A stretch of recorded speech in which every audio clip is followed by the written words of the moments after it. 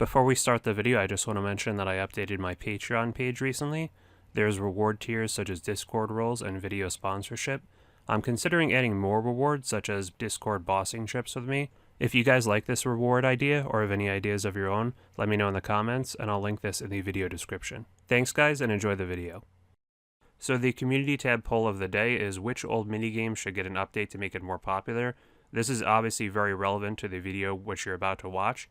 And unfortunately for this poll, I can only put 5 choices. I would have liked to include maybe 10 or so you can't make too much of this poll. But of the ones I included were Last Man Standing, which got 32%, Trouble Brewing got 16%, the Rat Pits only got 4%, the Tazar Fight Pit got 31%, and the Burthorpe Games Room got 16%. Again, I would have liked to include more choices, but it's interesting to see that a lot of people actually want the PvP minigames to be updated because those are very fun minigames, and they are very dead, unfortunately. Nobody really plays them anymore. So let me know what you think in the comments. Hey guys up, it's AndrewAJT, and today we're making a new video on the top 10 dead minigames in old school RuneScape. This was a very interesting list to make, and I do want to explain the qualifications. So I'm talking about minigames that are very, very dead. Like, nobody plays these, or maybe you play them once to beat the diary or something.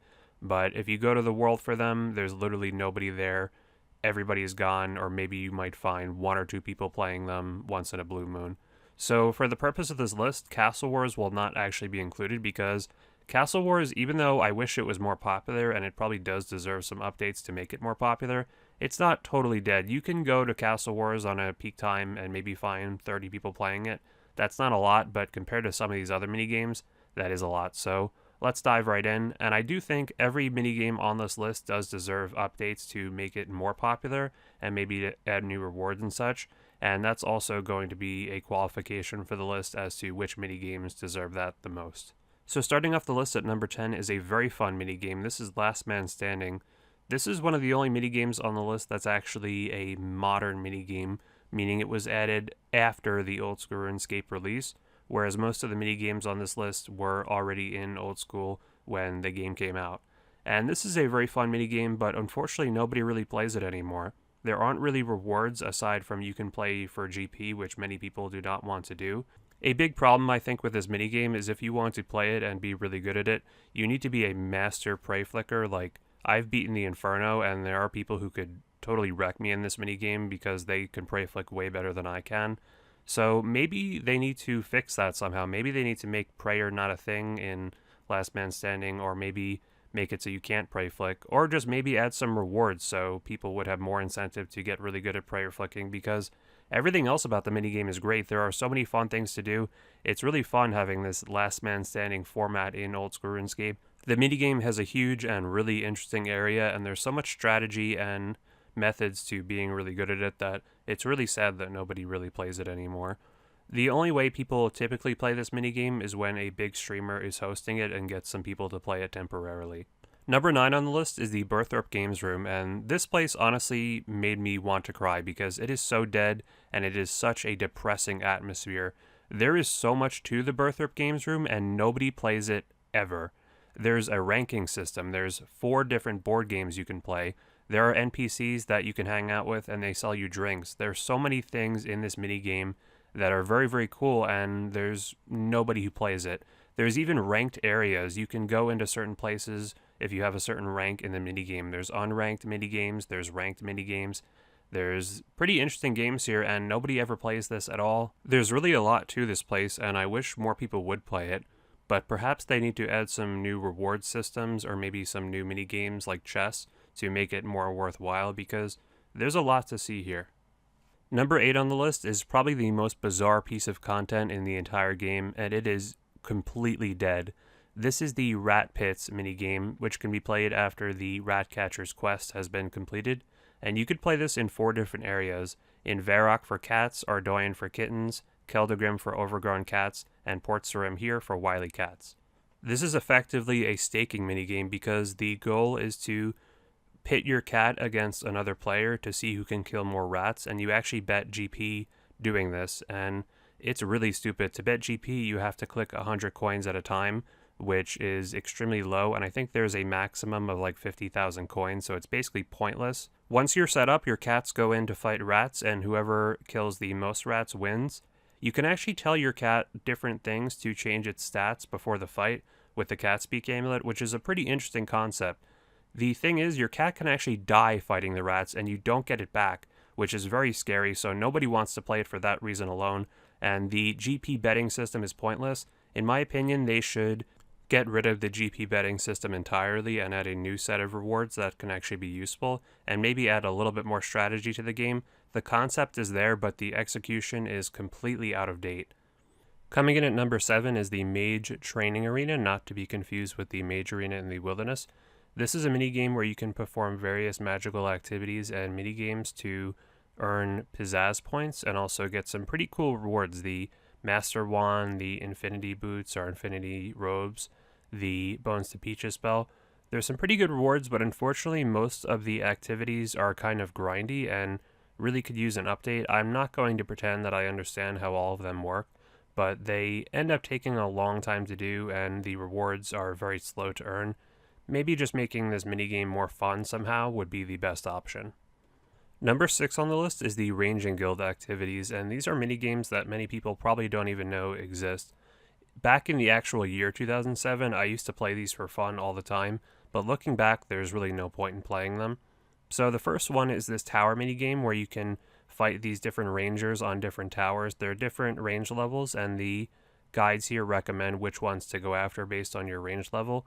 But the highest level ones are not very high level. They're only in green D-hide, so they're really not that hard to defeat. And the big problem with this minigame is there is absolutely no rewards. Once you complete the minigame, you just get a hooray from the guards, and that's basically it. There's no rewards. The other minigame is this archery competition, which looks pretty cool, but it's actually really basic.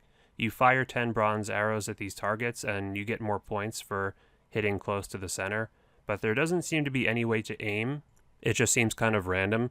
The more points you get, the more archery tickets you get, which are basically rewards tickets, and you can exchange these for very useless rewards. This is extremely out of date, and the minigames are a little bit too basic in my opinion. These minigames really don't need to be made that complex, but they could be updated just to be a fun little way to train range for lower levels, and maybe the rewards could be some starting range gear for newer players. Coming in at number 5 is the Sorceress Garden, and this is basically the RuneScape equivalent of Metal Gear Solid. This is a stealth-based minigame where you use skills such as farming and thieving, which is a pretty cool combination to make it through these mazes and to collect these fruit from trees. These can be redeemed for rewards such as run restoration items, as well as thieving and farming experience. It's pretty fun to play this minigame, and it really does look amazing, but no one really plays it nowadays because the rewards are just not worth the time, not even close.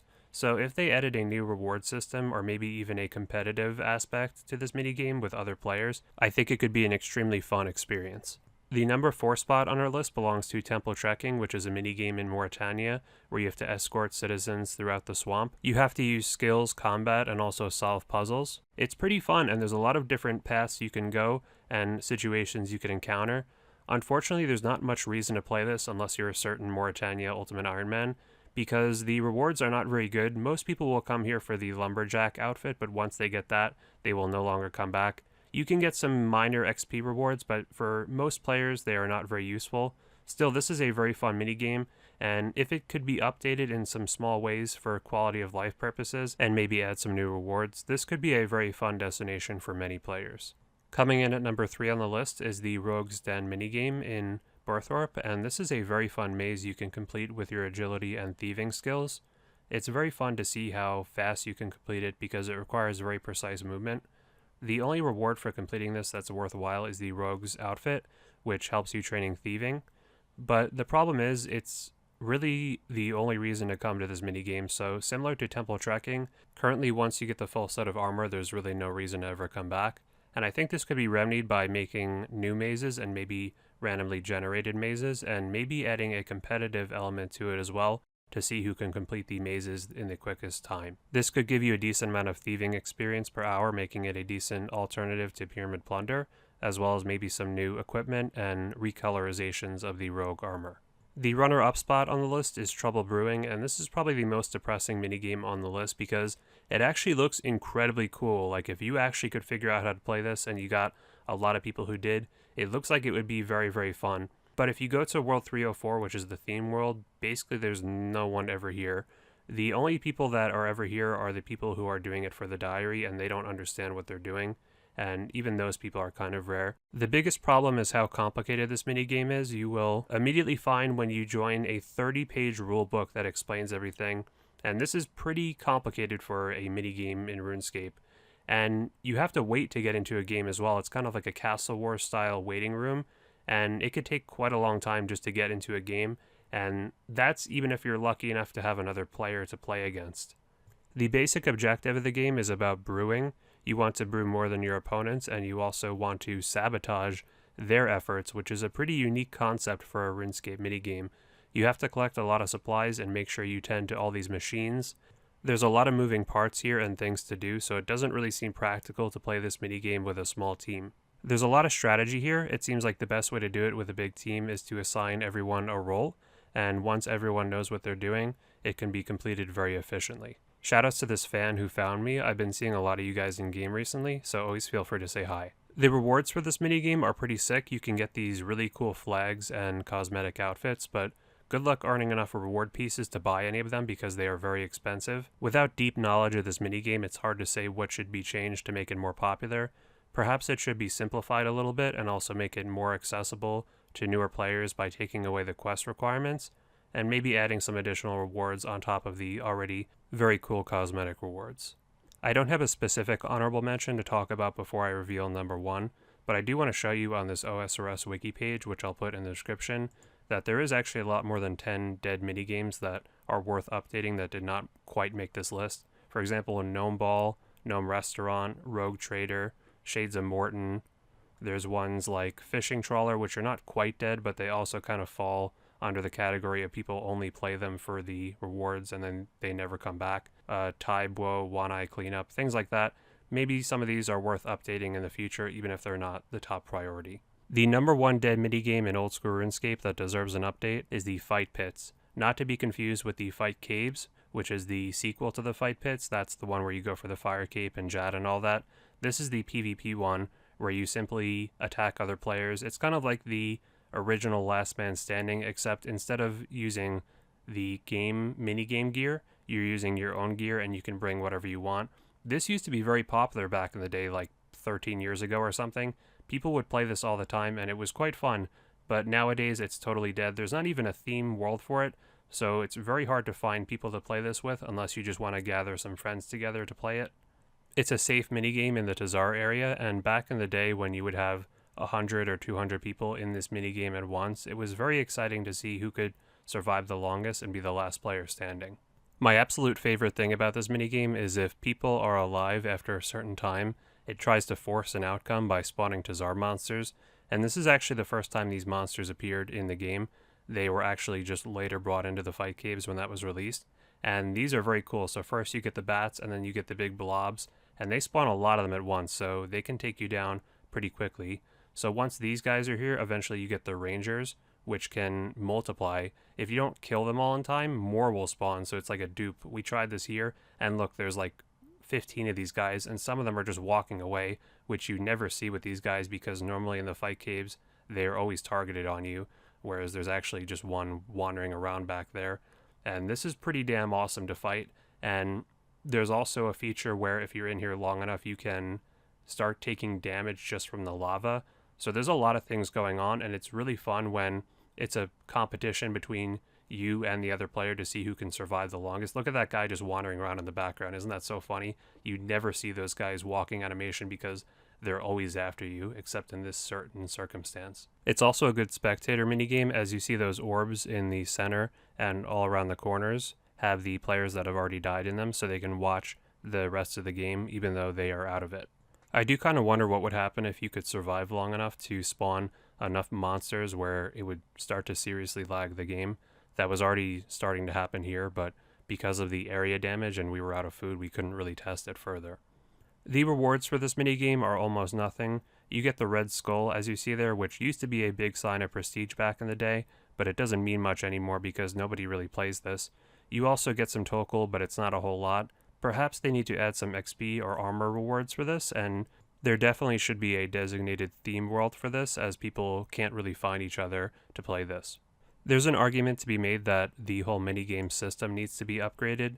The minigame tab, which came out 4 or 5 years ago, is pretty nice, but it does share that same problem where many of these minigames, such as the games room or the fight pits, do not have a suggested world listed, therefore it's very hard to find people to play with. Maybe another problem too is people don't simply play minigames for fun anymore. Someone pointed this out in the comments recently. For example, back in the day in 2006, people would play Castle Wars in the thousands just because it was so fun, but now because it's considered inefficient or a waste of time, nobody really plays it anymore. So maybe there are things Jagex needs to do, but should there be a mindset shift in the community in general? Should we start just playing these minigames for fun now? And also, what should Jagex do? What do you guys think? Leave suggestions for specific changes to minigames that you want to see, or other minigames that I did not put on this list. Leave your thoughts in the comments, because I can certainly not think of all the great ideas by myself. So thank you guys all so much for watching. I hope you guys appreciated me shining some light on these old minigames that, in my opinion, still have a little bit of charm to them.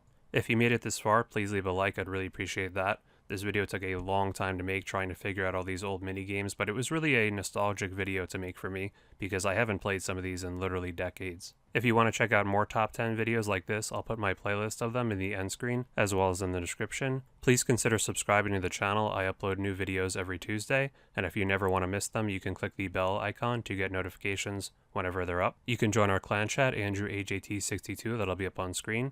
You can also follow me on Twitter down below. I'll follow you back if you play RS. You can follow me on Twitch down below for occasional bossing mass live streams. Feel free to leave suggestions in the comments about what videos or top 10s you would like me to make in the future. And finally, if you're interested in supporting the channel further, you can support me on Patreon with the link in the end screen. And you could also leave any suggestions for Patreon reward tier ideas that you might have. Thank you guys so much for watching, and I'll see you guys next week. Take care, guys.